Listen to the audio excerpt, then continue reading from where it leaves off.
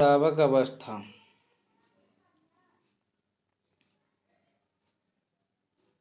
परावक अवस्था, plankton stage.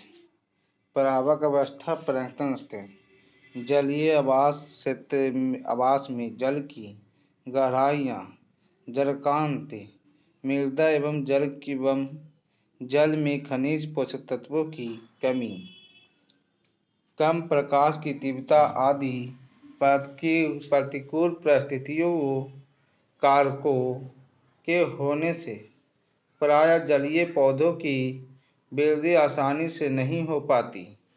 कतः परावक अवस्था, plankton stage. जलीय अवस्था में जल की गहराई, मृदा जलाक्रांति, मृदा एवं जल में खनिज पोषक तत्वों की कमी, कम प्रकाश की तीव्रता आदि प्रतिकूल पारिस्थितिकी कारकों के होने से प्रायः जलीय पौधों में वृद्धि आसानी से हो पाती है। इन प्रतिकूल परिस्थितियों में उगने वाले जीव पादप एवं शैवाल होते हैं, जो पुरोगामी समुदाय का निर्माण करते हैं। पुरोगामी समुदाय के रूप में नीरी हरी शैवाल एनाबीना मैक्रोसिस्टस विकसित होता है, जो कि नाइट्रोजन के स्थिरीकरण के द्वारा मृदा में खनिज पोषक तत्वों की मात्रा को वृद्धि करते हैं, जिससे तंतुमय शैवाल ओदोगोनिया क्रेदोफोरा, एस्पाइरोगैला, हाइड्रोडिक्टियोन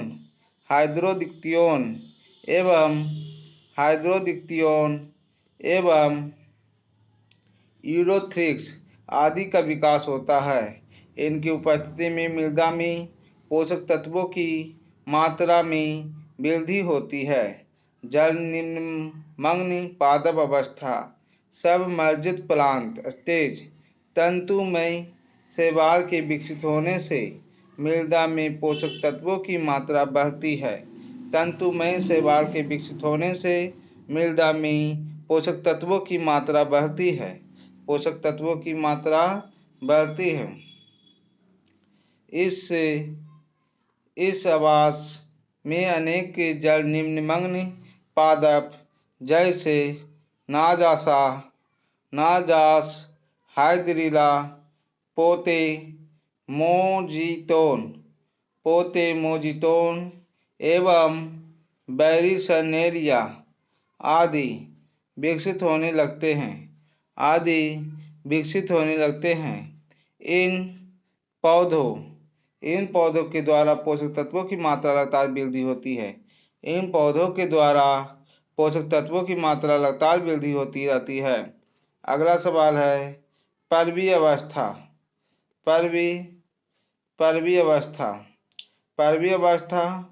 फ्रोथिंग स्टेज। पर्वीय अवस्था फ्रोथिंग स्टेज। अब जलीय अवस्था में स्वतंत्र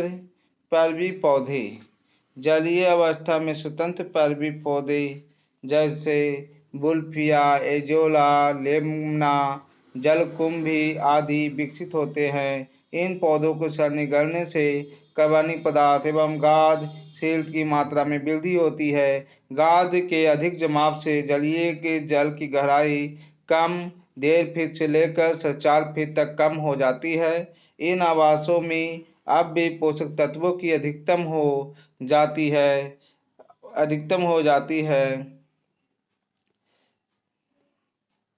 जल अनुक्रम व्यवस्था, रेद स्वैम्प स्टेज। जल अनुपम अवस्था, रेद स्वैम्प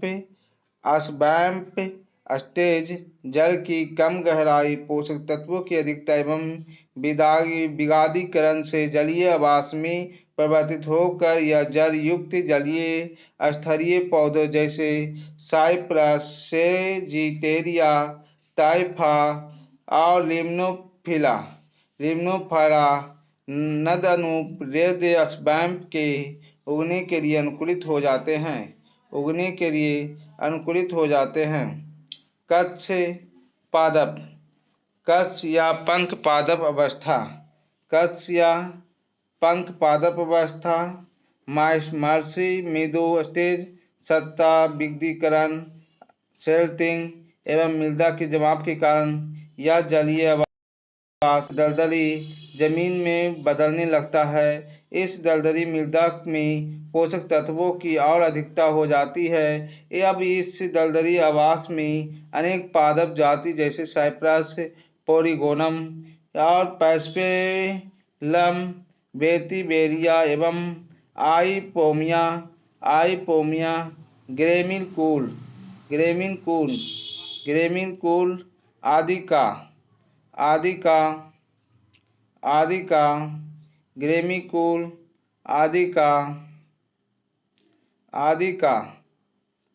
का उपनिवेश एवं विकास होता है। धीरे धीरे यहाँ पर घास स्तर का निर्माण होता है।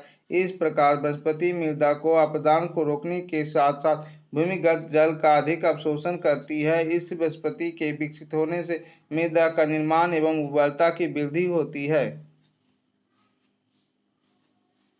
यहाँ पर चित्र दिखाया गया है। चित्र देखिए, इस चित्र में आपका ये दिया है पादप परागक जिसको फाइटोप्लैंक्टन कहते हैं। ये दिया है नाद अनुपम अवस्था जिसको रीड अस्वैम्प स्टेज कहते हैं। ये दिया है निम्न अवस्था सबमर्जित प्रांत स्टेज सबमर्जित प्रांत स्टेज को कहा गया। इसमें देखिए पानी में डूबा हुआ है।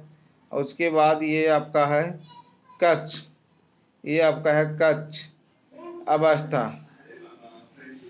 अवस्था मार्स मेदो स्टेज। उसके बाद है निमग्न मुक्ति पादवी अवस्था पादप अवस्था सबमर्जेड फ्री फ्लोटिंग प्रांत उसके बाद हो गया कुंज अवस्था सर्व स्टेज कुंज अवस्था सर्व स्टेज कुंज अवस्था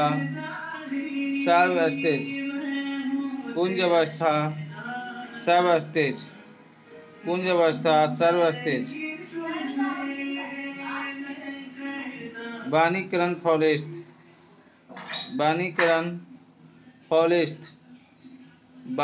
फॉरेस्ट जल क्रामक के विभिन्न अवस्थाएं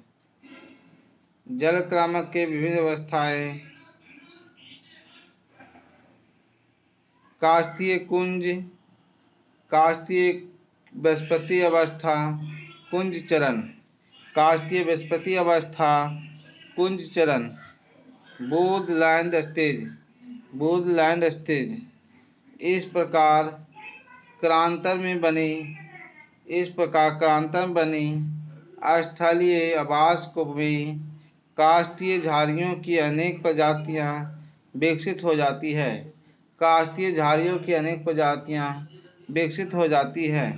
इसके विकसित होने से मृदा से मिलते कार्बनिक पदार्थों की मात्रा प्रति ह्यूमस में अधिक वृद्धि होती है। इसके साथ ही पर्यावरण पारिस्थितिकी वृक्षों के उगने के लिए अनुकूलित हो जाती है। आगे है 7वां वन अवस्था फॉरेस्ट स्टेज।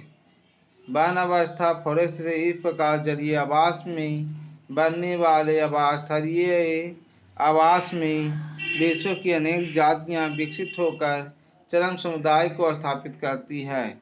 जलवायु के शुष्क होने पर चरम समुदाय के रूप में घास स्तर या मृदुभिद पादप के समुदाय का विकास हो रहा है, जबकि समुदाय के अर्ध होने पर चरम समुदाय के रूप में वनों को विकसित होता है।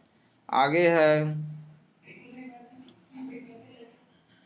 इस प्रकार सैकड़ों वर्ष के बाद एक जलीय पारिस्थितिकी तंत्र स्थलीय पारिस्थितिकी तंत्र या स्थलीय चरम समुदाय में परिवर्तित होता है। जलीय तंत्र जो है स्तर में सैकड़ों वर्ष लग जाता है बनने के दौरान। ठीक है, आगे है आपका जैवमंडल बायोस्फीयर। जैवमंडल बायोस्फीयर जैवमंडल बायोस्फीयर पृथ्वी का वह भाग जिसमें जीवन प्रदर्शित होता है जैवमंडल कहलाता है। पृथ्वी का वह भाग जिसमें जीवन प्रदर्शित होता है जैवमंडल कहलाता है।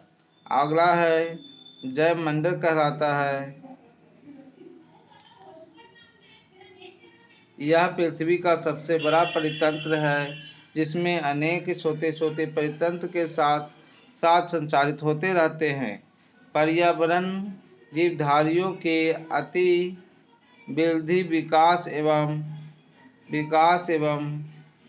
जनन नियंत्रण करता है। जैवमंडल को परिमंडल या इकोस्फीयर या विशाल परितंत्र जयांत इकोसिस्टम भी कहते हैं। जैवमंडल को परिमंडल इकोस्फीयर या विशाल परितंत्र जयांत इकोसिस्टम भी कहते हैं। अब कहा जा रहा है जयंत में निराशस होता है, विशाल के संस्पर्श इकोसिस्टम और पारिस्थितिकी। जैवमंडल का विस्तार एवं भाग। जैवमंडल का विस्तार एवं भाग। जैवमंडल के विस्तार एवं भाग एक्सटेंशन माने विस्तार एंड पार्ट ऑफ बायोस्फीयर। जैवमंडल 20 से 25 किलोमीटर मोटाई। जैवमंडल 20 से 25 किलोमीटर मोटाई में समुद्र की तलहटी से पहाड़ों की चोटियों के ऊपर तक फैला रहा है। जैवमंडल 20 से 25 किलोमीटर मोटाई में समुद्र की तलहटी से पहाड़ों की चोटियों तक फैला हुआ है।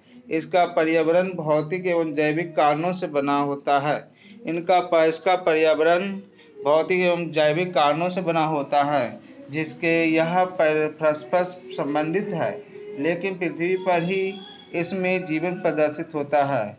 लेकिन केवल पृथ्वी पर ही इसमें जीवन प्रदर्शित होता है। जैवमंडल का भौतिक भाग 3 समूहों में बांटा जा सकता है।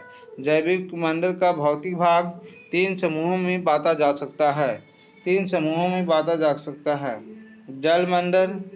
जलमंडल, स्थलमंडल।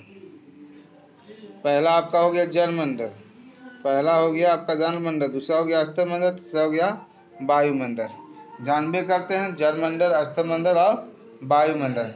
जलमंडल को कहते हैं हाइड्रोस्फीयर। जलमंडल को कहते हैं हाइड्रोस्फीयर। इसमें सभी जलीय घटक एक्वाटिक कंपोनेंट जैसे समुद्री नदियां, तालाब, जलाशय एवं झील सम्मिलित किए जाते हैं। यह जल संपूर्ण पृथ्वी के सतह का लगभग 73% घेरे हुए है। 73% घेरे हुए है जो कि जलीय जीवों का आवास है। लगभग 100 किलोग्राम सागरीय जल, लगभग 3 किलोग्राम लवण होते हैं। 3 किलोग्राम लवण होते हैं। 73% भाग घेरे हुए जो कि जलीय जीवों का आवास है। लगभग 100 किलोग्राम सागरीय जल और 3 किलोग्राम लवण होते हैं। अतः यह लवणीय जल मेराइन वाटर कहलाता है। अंदरूनी भागों में पाया जाने वाला जल लवणीय जल फ्रेश वाटर कहलाता है। इसमें से लवण अल्प मात्रा में होते हैं। कुल जल के 1.4 बिलियन घन किसी भी बिलियन में 97% समुद्री जल है। जबकि केवल 3% अलवणीय जल है। 3% अलवणीय जल है। समुद्री जल का प्रयोग मानवीय क्रियाओं के लिए उपयोग नहीं है। समुद्री जल का प्रयोग मानवीय क्रियाओं के लिए उपयोग नहीं है। कुल 3% अलवणीय जल में से 72.2% जल ग्लेशियरों और बर्फ आकर्षित रूप में, लगभग 22.4% मृदा जल तथा लगभग लगभग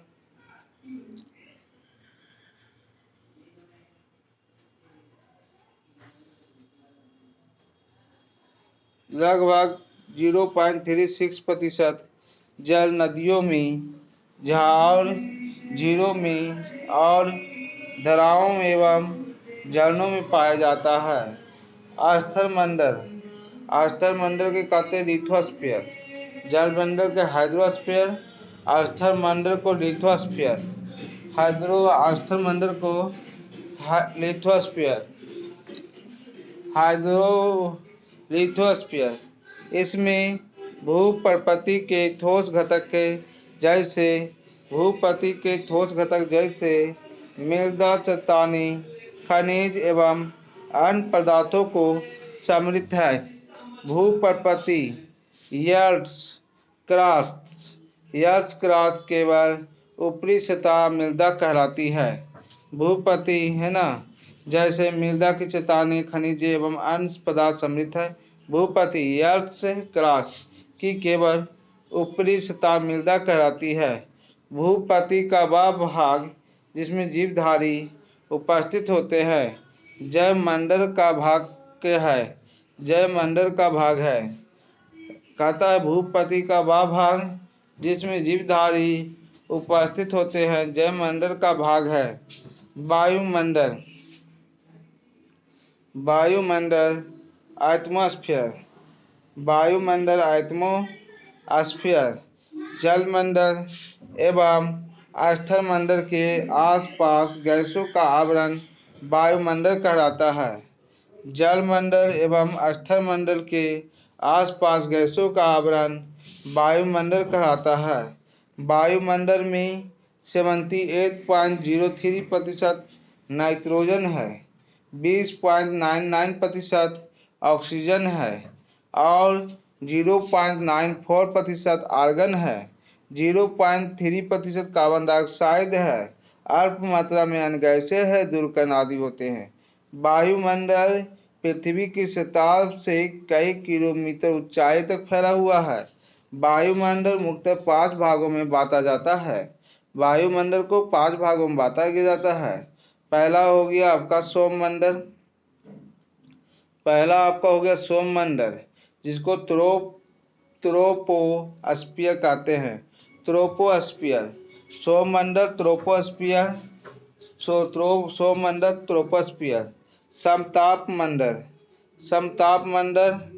स्ट्रेटोस्फियर। मध्यमंडल आपका मेसोस्फियर। मध्यमंडल मेसोस्फियर और आयनमंडल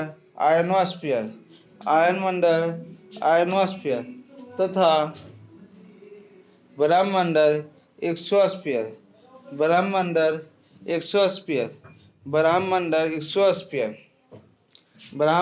एक्सोस्फियर। आगे कहा जा रहा है कि जयमंडल सोममंडल मुख्यतः जयमंडल से संबंधित होता है। इसमें पाई जाने वाली ओजोन परत या ओजोन मंडल, ओजोन स्फीयर तथा आयन मंडल जयमंडल को पराबैंगनी तथा लघु तरंगे वाली विकिरणों से बचाती है। सोममंडल मुख्यतः जयमंडल से संबंधित होता है। इसमें प्रायः पाई जाने वाली ओजोन परत, ओजोन मंडल तथा आयन मंडल जयमंडल को पराबैंगनी एवं तथा लघु तरंगदैर्घ्य वाली विकिरणों से बचाती है। जयमंडल के मुख्यतः 3 घटक स्वतः जयमंडल के मुक्ता 3 स्वतः चलते रहते हैं। जयमंडल के मुक्ता 3 घटक स्वतः चलते रहते हैं। जीवन रूप, पहला हो गया आपका जीवन रूप, दूसरा हो गया आपको कार्बनिक तथा अकार्बनिक खनिज उत्पाद जीवित पदार्थ जैसे कोर ह्यूमस बनाते हैं, और चौथा हो गया कार्बनिक पदार्थ तथा अकार्बनिक पदार्थ खनिज उत्पादन जीवित पदार्थ जैसे कोर ह्यूमस से बनाते हैं। जीवित एवं अजीवित की पारस्परिक क्रियाओं द्वारा खनिज पदार्थ बनते हैं। जीवित एवं अजीवितों की पारस्परिक क्रियाओं द्वारा खनिज पदार्थ बनते हैं। बंद एवं खुला निकाय, बंद एवं खुला निकाय, क्लोज्ड एंड ओपन सिस्टम, एक खुला तंत्र या निकाय जो बाहर से निवेश इनपुट को प्राप्त करता है, जबकि बंद निकाय वह होता है जो बाहर से किसी भी निवेश को ग्रहण ना करे और ना ही बाहर जाने देता है।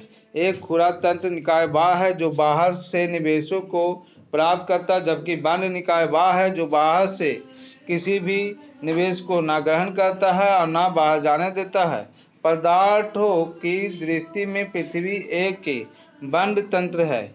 पदार्थों की दृष्टि से पृथ्वी एक बंद तंत्र है, जबकि ऊर्जा की दृष्टि से यह खुला तंत्र है। पदार्थों की दृष्टि से पृथ्वी एक बंद तंत्र है, जबकि ऊर्जा की दृष्टि से यह एक खुला तंत्र है। और पृथ्वी की लगातार सौर ऊर्जा को ग्रहण करती है तथा ऊष्मा एवं इंफ्रारेड तरंगों को परिवर्तित करती है। लगातार सौर ऊर्जा को ग्रहण करती है और तथा ऊष्मा एवं इंफ्रारेड तरंगों को परिवर्तित करती है। आगे है पृथ्वी और इसका वातावरण एक बंद तंत्र है। इसमें केवल उल्का पिंड मीटर्स के रूप में बाहरी पदार्थ आ सकता है। जीवन के लिए आवश्यक पदार्थ जैसे जीवन के लिए आवश्यक पदार्थ जैसे कार्बन, हाइड्रोजन, और ऑक्सीजन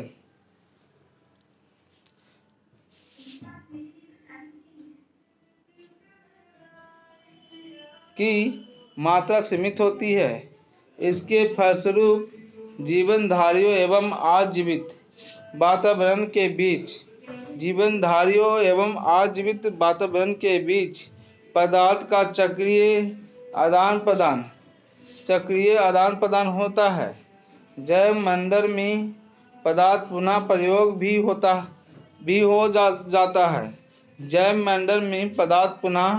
प्रयोग भी हो जाता है, लेकिन ऊर्जा नियत रूप से नष्ट हो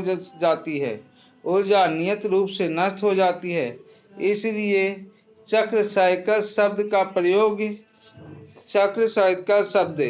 का प्रयोग पदार्थों की गति के लिए, जबकि बहाव के फ्लो शब्द का प्रयोग ऊर्जा की गति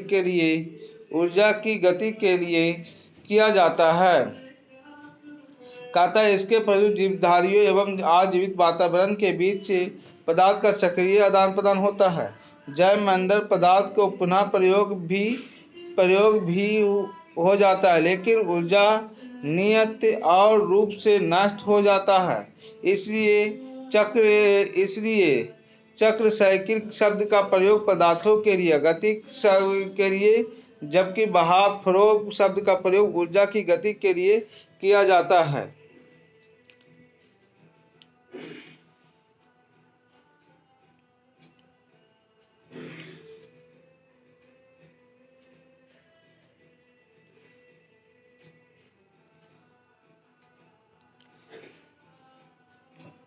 यहाँ दिखाया गया कि यहाँ जो ऊर्जा आया, एनर्जी वो आपको कौन ले गया? लिविंग थिंग ले गया। लिविंग थिंग सजीव वस्तु ऑर्गेनिज्म गया, और क्या हुआ, और आपका जो है आपको और क्या किया गया, कार्बनिक पदार्थ के पास चला गया। किसके पास चला गया, कार्बनिक पदार्थ के पास चला गया।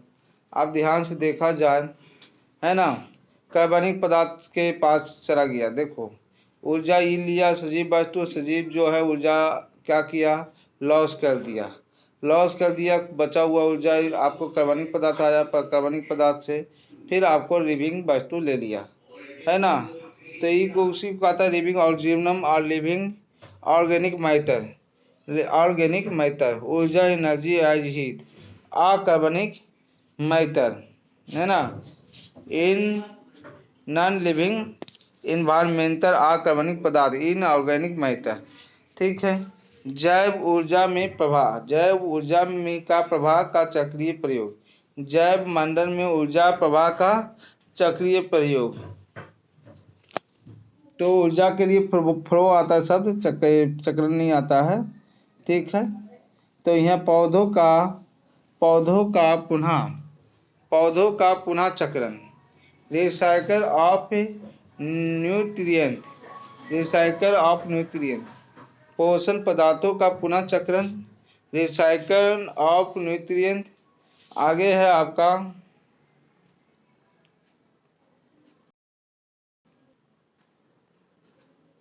जीवधारियों पदार्थ को जैव मंडल के घटकों जैसे स्थल मंडल, वायुमंडल, जल मंडल से प्राप्त करते हैं।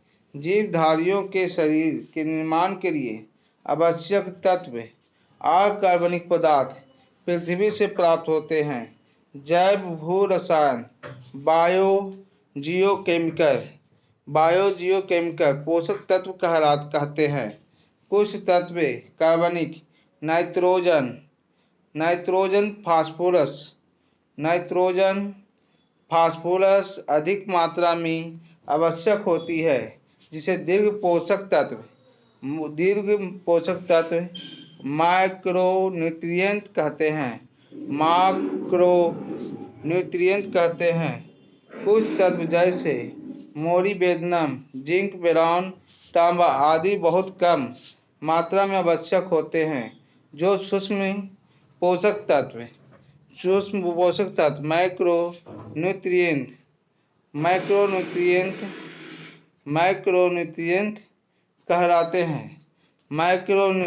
कहलाते हैं। पोषक तत्व जैसे carbon dioxide, nitrogen, phosphorus, calcium आदि भी भूमि के में किसी दिए गए समय में निश्चित रूप से होते हैं। पदार्थों को ना तो उत्पन्न किया जाता है और ना ही इनका नाश होता है। पदार्थों को ना तो उत्पन्न किया जा सकता है, ना ही इसका नाश होता है। ये केवल अपना रूप बदलते हैं। इसलिए जीवधारियों इन पदार्थों को बार बार प्रयोग कर सकते हैं। अतः कहा जा सकता है कि पोषक पदार्थों का चक्रीकरण होता है। इस आधार पर पदार्थों का चक्रीकरण को अग्र प्रकार से परिभाषित किया जा सकता है। जैव मंडल के पदार्थों का जीवधारियों एवं आजीवित घातकों के बीच आदान प्रदान जैव भू रासायनिक चक्र, बायोजियोकेमिकल साइकिल या पोषक तत्व चक्रण न्यूट्रिएंट साइकिल कहलाता है। इन पोषक तत्वों के प्रवाह आजीवित वातावरण से जीवित और फिर जीवित से पुनः आजीवित वातावरण में आ जाता है। जैव भू रासायनिक चक्र के दो प्रकार हैं, गैसीय चक्र और तरलसती चक्र। तरलसती चक्र का नाम है सेडिमेंट्री साइकिल्स। तल सतही चक्र का नाम है सेंडिमेंट्री साइकिल्स। सेंडिमेंट्री साइकिल्स। तो यहाँ कहा जा रहा है गैसीय चक्र। गैसीय चक्र, इसमें हाइड्रोजन चक्र, कार्बन चक्र और नाइट्रोजन चक्र, नाइट्रोजन चक्र आदि चक्र समृद्ध है, आदि समृद्ध है। वायुमंडल में एवं जलमंडल में तत्वों के रेजर्वायर का काम करते हैं। कहता है गैसीय चक्र में इसमें हाइड्रोजन चक्र, कार्बन चक्र, ऑक्सीजन चक्र, नाइट्रोजन चक्र आदि सम्मिलित है। वायुमंडल एवं जलमंडल तत्वों के रिजर्वायर का काम करते हैं। तल सतही चक्र, सेंडिमेंट्री साइकिल। तल सतही चक्र, सेंडिमेंट्री साइकिल। इसमें फास्फोरस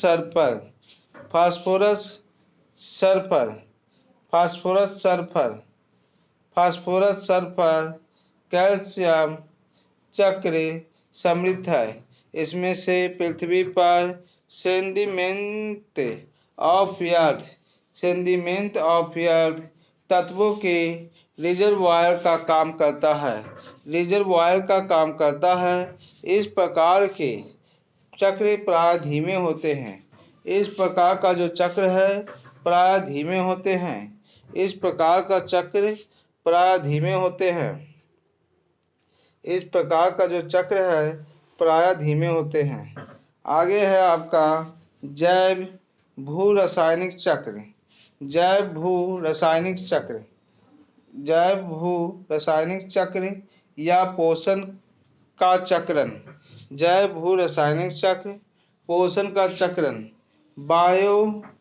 बायोजियोकेमिकल साइकिल और न्यूट्रिएंट साइकिल। बायोजियोकेमिकल साइकिल और न्यूट्रिएंट साइकिल प्रकृति में सजीव और भौतिक वातावरण के मध्य खनिज, पोषक तत्व व गैसों को निरंतर चक्रण होता है। प्रकृति में सजीव व भौतिक वातावरण के मध्य खनिज, पोषक तत्वों व गैसों का निरंतर चक्रण होता रहता है। यह चक्रीकरण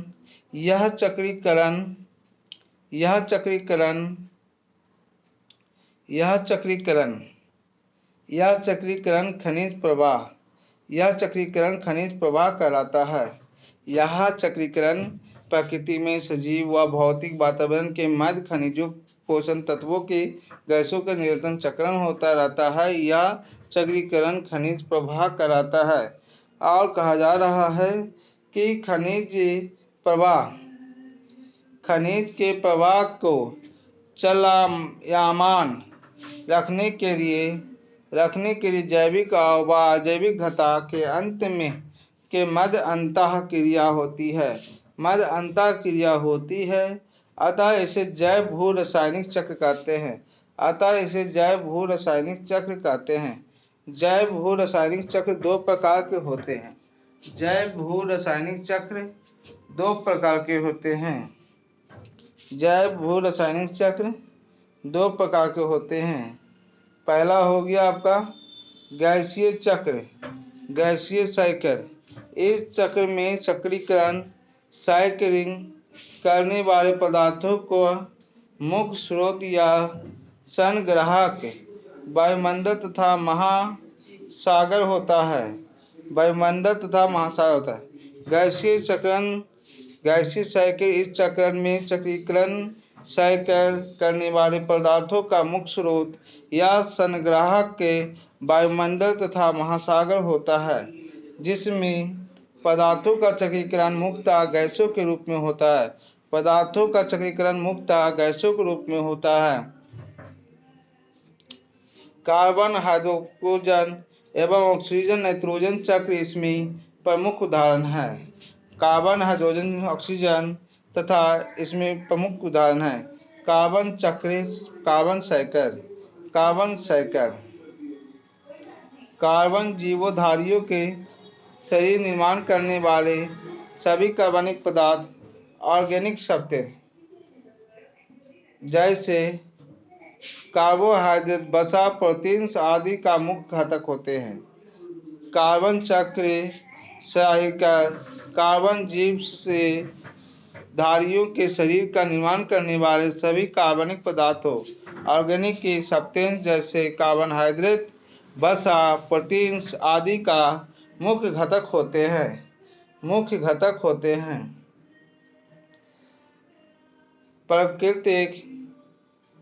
प्राकृतिक की कार्बन का मुख्य स्रोत वातावरण एवं जल होता है।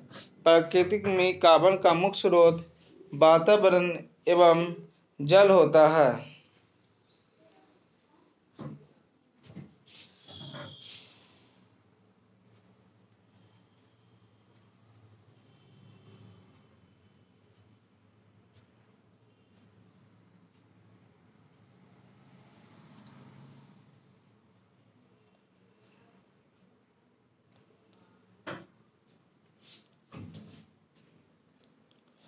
देखिए यहाँ पर CO2 दिखाया गया है। यहाँ पर CO2 है, एटमॉस्फेयर वायुमंडल में है। अब वायुमंडल में CO2 कहाँ से आ रहा है? जिप्सम ईंधन के जलने से आ रहा है। कहे ना, CO2 जिप्सम ईंधन के जलने से आ रहा है। फ्यूल्स, पारवेस्कर्स, इलेक्ट्रॉनिक हीट से भी आपका CN आ रहा है ना। जिप्सम ईंधन जल रहा है, ये सब जिप्सम ईंधन। और दूसरा से कहाँ से आ रहा है? CO2 श्वसन से आ रहा है। किससे आ रहा है? श्वसन से आ रहा है। मछली लोग, पौधा लोग और कोई मछली लोग, जंतु लोग जो श्वसन कर रहा है, उससे आपका श्वसन और अपघटन से CO2 आ रहा है। प्रकाश संश्लेषण से CO2 क्या हो रहा है? जा रहा है। प्रकाश संश्लेषण से CO2 जा रहा है ना। प्रकाश संश्लेषण से CO2 जा रहा है, उससे CO2 आ रहा है। आगे है कैल्शियम है, यह कार्बनिक पदार्थ है। और यहाँ पर दिखाया गया है कि लकड़ी के जलने से, है ना, कचरे के जलने से भी CO2 आ रहा है और जा रहा है कहाँ से? प्रकाश संश्लेषण वाला पौधा से CO2 जा रहा है। तो एक कहानी इसमें दिखाया गया है और कुछ नहीं है ना। तो आगे पढ़ लिया जाए। आगे ये है आपका